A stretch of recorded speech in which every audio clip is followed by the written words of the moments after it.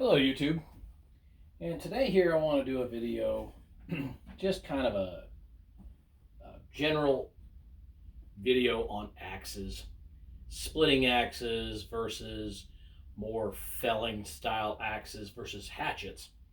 Um, for general homestead use.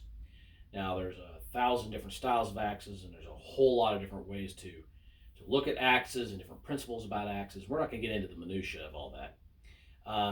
And there's, of course, handle selection and fitting of handles and all that. And I'm not the person to do those videos. For those videos, I highly recommend Buck and Billy Ray Smith. Look him up on YouTube. Great channel, great guy. Does a phenomenal job of explaining axes and fitting handles and handle design and all that. For handles, I would also recommend Killinger. He's on YouTube. Look him up. He makes handles and does great axe work as well. Also another great person.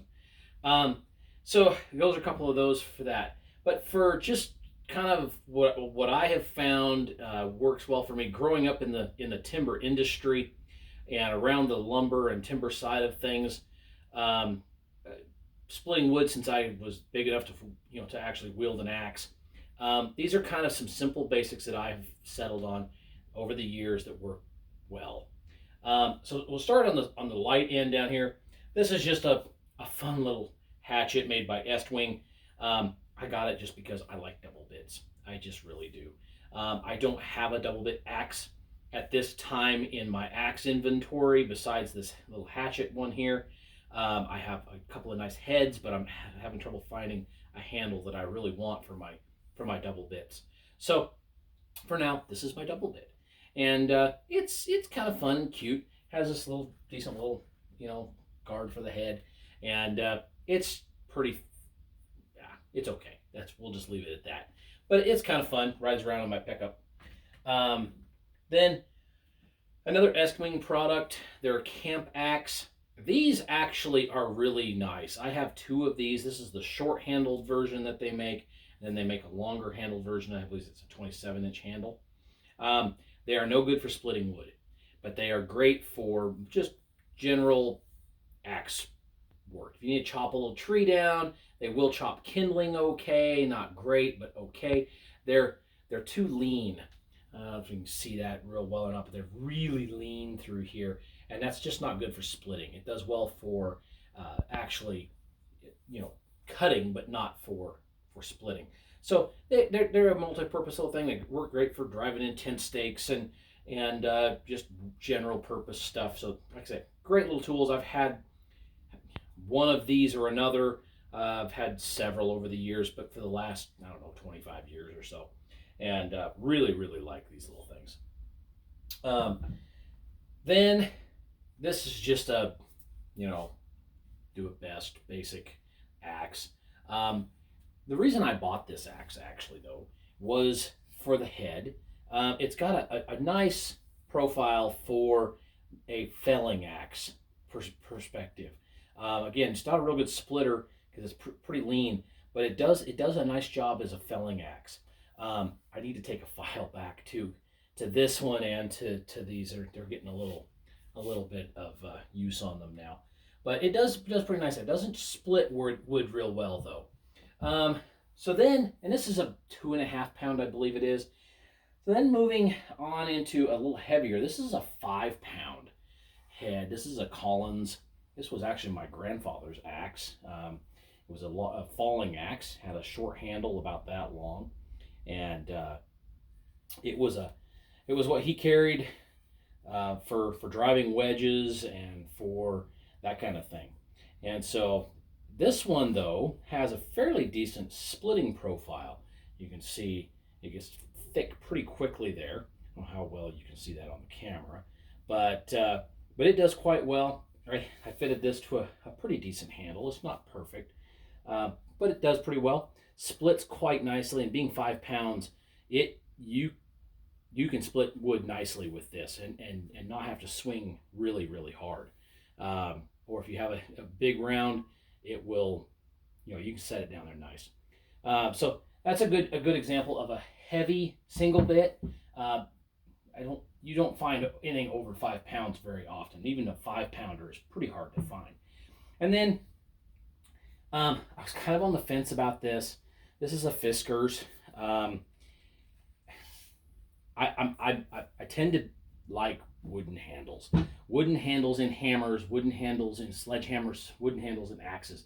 Wood dampens out the vibration in the handle so nicely. And then of course if you get a proper grain alignment, it's very strong. I bought this because I liked the head design and I wanted to give it a try. I've actually been very happy with it. It splits very, very well. As you can see, it has a very thick wedge form profile. So it's lean down here, but it gets thick quite quickly and wide. So it stretches that wood open and then just pops it. So with pine, things like fir, stuff like that, it works really well. But again, it's still just not a traditional axe, but it's all right. So like I said, I have really actually liked that one quite well. It does work fairly well even on our elm here in the central United States that we have. So then this one here, this was kind of a hybrid. So this head had a fiberglass handle in it, and as you can see, it's a kind of between a maul and an axe. Has more of a maul upper head to it, a little leaner design in here, which is a little more of an axe profile. Works quite well. Actually penetrates into and works pretty good on the elm that we have out here in this part of the country where I live at this stage in my life. And so it's pretty good. It's about due for a touch up on the grinder. On this one, I don't take time with a file. It just is not worth it. I do on my finer axes. But then the handle had broke out in the head, and so I fitted this with a nice handle that I found. And then I like to burn my handles with a torch. Just give them a light burn, then oil them down. It preserves the wood a little bit better, looks nice, makes your axe look a little different than everybody else's axe, and works real well. This is probably close to 4.5 or 5 pounds. I did not weigh this head while I had it off. But it works quite nice and splits quite well. And again, technique makes a lot of difference on whether you have any damage to the handle in here. That doesn't matter what the axe is. It doesn't matter if I'm swinging this axe splitting wood. If you do it correctly, you're not going to hit the handle. Same with this big Collins. If you do it correctly, you don't hit the wood. That doesn't mean that things don't happen sometimes, but proper technique really makes a difference. Again, for axemanship, I would highly recommend following Buck and Billy Ray Smith. Just look him up on YouTube, Buck and Billy Ray. He is a great guy, and he covers splitting axes in particular in exhaustive detail, and then he can answer all your questions about chainsaws, filing, and sharpening of all techniques, all different stuff about it. Great guy. Anyway, enough rambling about that. This is what I have found works well for a basic homestead axe selection. 1 is none, 2 is 1, and so on. I treat that philosophy with my axes as well. So, thank you guys. If you like the video, hit the thumbs up. If you don't like the video, hit the thumbs down. If you would, hit the subscribe button, hit the little bell notification, and that way you get a notification whenever I put together another video.